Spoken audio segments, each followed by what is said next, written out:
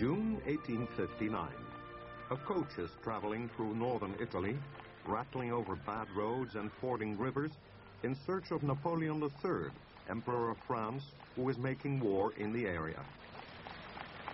In the coach is Henri Dunant, a Swiss businessman, and he's hoping to have an audience with the Emperor. What he finds is something quite different.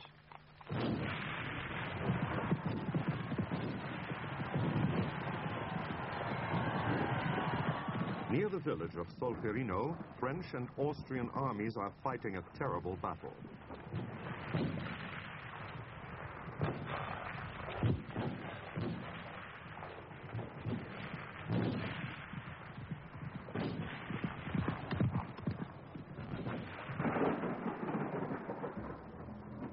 By evening, all that is left on the battlefield is thousands of dead and dying men. The military medical corps is overwhelmed and cannot cope. The church in the nearby town of Castiglione is turned into a makeshift hospital. Dunant works tirelessly to organize help for the wounded.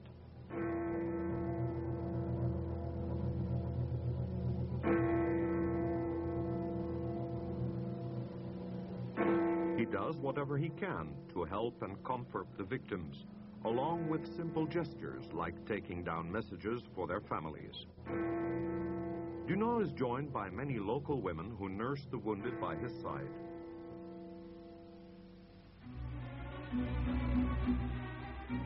On his return to Geneva, Dunant describes what he has seen in a book, which is published in 1862.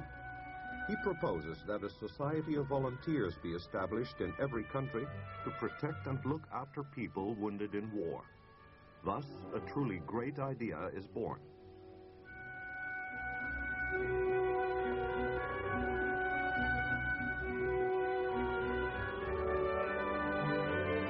Soon afterwards, Henri Dunant and 4 other citizens of Geneva established the International Committee of the Red Cross, or ICRC.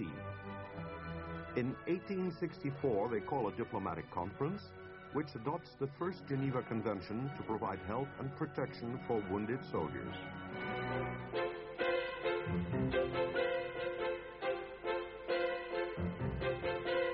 Today, there are 4 separate Geneva Conventions.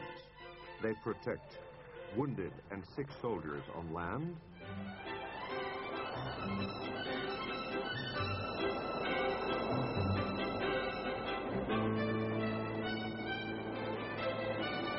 wounded, sick, and shipwrecked sailors at sea,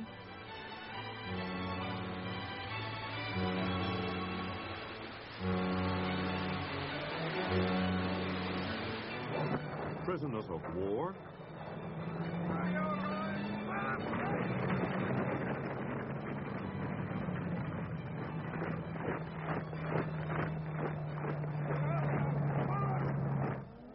and civilians in wartime.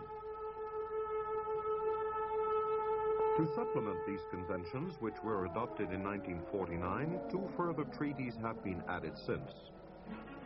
Meanwhile, the International Committee of the Red Cross has greatly expanded its activities, but its mission is still the same: helping victims of armed conflict.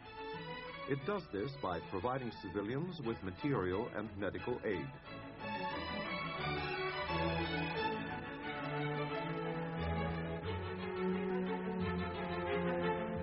Visiting prisoners of war and political detainees.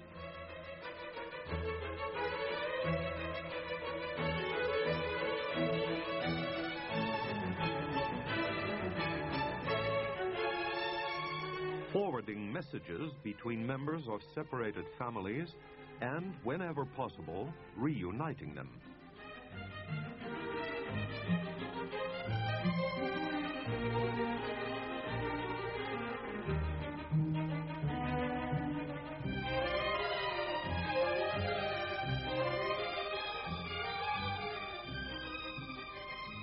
It also informs people about international humanitarian law and the Red Cross and Red Crescent principles.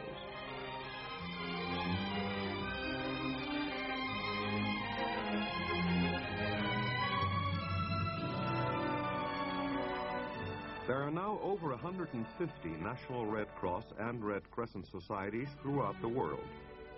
They are active in wartime, but they also have many peacetime activities, such as blood donation and disease prevention campaigns.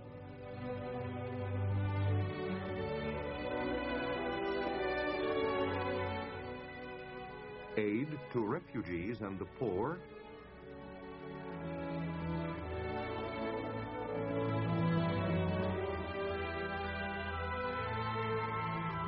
and also first aid wherever it's needed.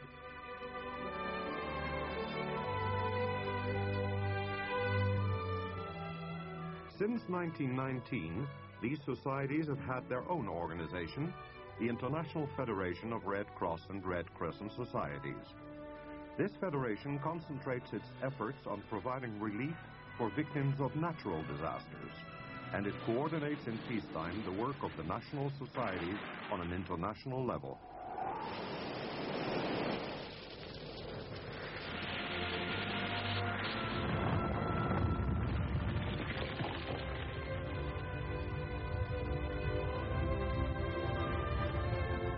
Today, hundreds of thousands of volunteers around the world have made the dream of Henri Dunant come true.